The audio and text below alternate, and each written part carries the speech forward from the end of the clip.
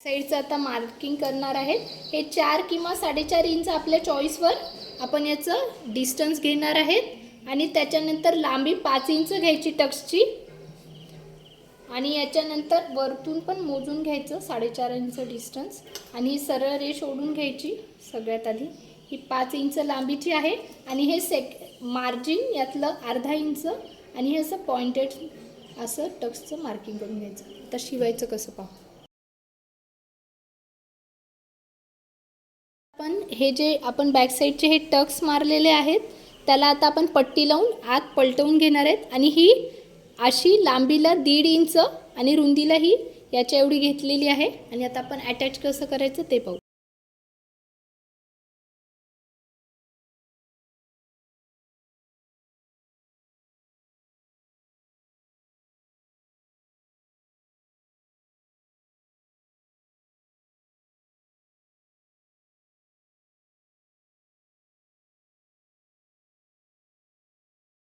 सगळ्यात आधी टक्सचं मार्किंग करून घेणार आहेत फ्रंट साईडचं। हे डिस्टन्स 4 इंचावर पॉईंट केलेलं आहे मी। त्याच्यानंतर आपण हायटेड व्यक्तीसाठी ब्लाऊज शिवत आहे। रेग्युलर 2.5 इंच लांबी असते पण आपण हायटेड व्यक्तीसाठी शिवत आहे म्हणून आपण त्याची लेंथ घेतलेली आहे 3 इंच। त्याच्यानंतर ही सरळ रेष ओढून घ्यायची आणि याचं मार्जिन आपण अर्धा इंचाचं घेणार आहे। हे मास्टर टक्स आहे। त्याच्यानंतर हे आपण असं याचं मार्किंग करून घेऊ आणि सेकंड आता वरतून इथे 2 इंच वरती यायचं टक्ससाठी। आडव्यामध्ये पण 2 इंच घ्यायचं। हे झालं आणि इथे आपण पाव इंच मार्जिन घेणार आहेत याची या टक्सची। त्याच्यानंतर इथे अंदाजे 1 इंच अंतर सोडून द्यायचं आणि मोंढ्याचं बरोबर पॉईंट आपण सेंटरपासून इथे पकडायचं आणि 3.5 इंचावर आपण टक्सचं मार्किंग करून घेणार आहे आणि हे एक बॉक्सचं स्टिचिंग करणार आहेत आपण ह्या साईडच्या 2 याचं आणि इथून 1.5 इंच वरती यायचं या पॉईंटपासनं फिटिंग लाईनपासनं आणि त्याच्यानंतर या 2 टक्सच्या 1 इंच मागे हा टक्स आला पाहिजे हे लक्षात असू द्या। त्याच्यानंतर समजा आपण हे इथे 7.5 वर हे पॉईंट केलं आणि या दोन्हीच्या सेंटरमध्ये हा टक्स आला पाहिजे आणि हे पण याची पण आपण शिलाई मार्जिन 1 बॉक्स एवढीच घेणार आहे म्हणजे इंचाचा 8वा भाग 1 बॉक्स बस। आणि आता हे आपण दोन्हीकडे व्यवस्थित ड्राफ्टिंग करून घेऊ छापून आणि त्याच्यानंतर आपण याचं मार्किंग पाहू। आता याच्या उलट बाजूवर आपण हे प्रॉपर हे असं ठेवून थापून घेणार आहे।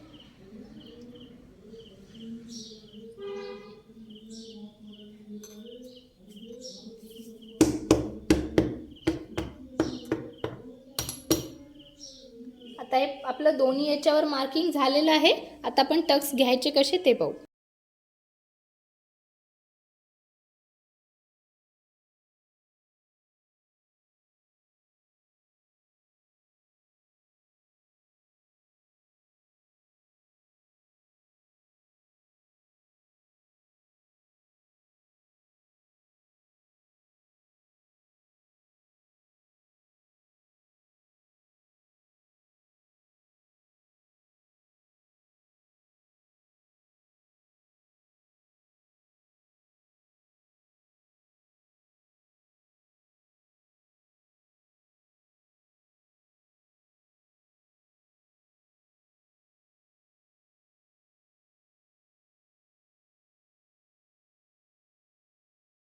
पण आयपट्टी हुकपट्टीसाठी पट्ट्या घेणार आहेत आणि आपली ही 2.5 इंच रुंदीची वाढीव पट्टी घेणार आहे आणि हुकपट्टी आपण 2 इंचाची घेणार आहे आणि आता आपण आधी हे सरळ स्ट्रेट कट करून घेऊ। ही जी पट्टी तिरपी आहे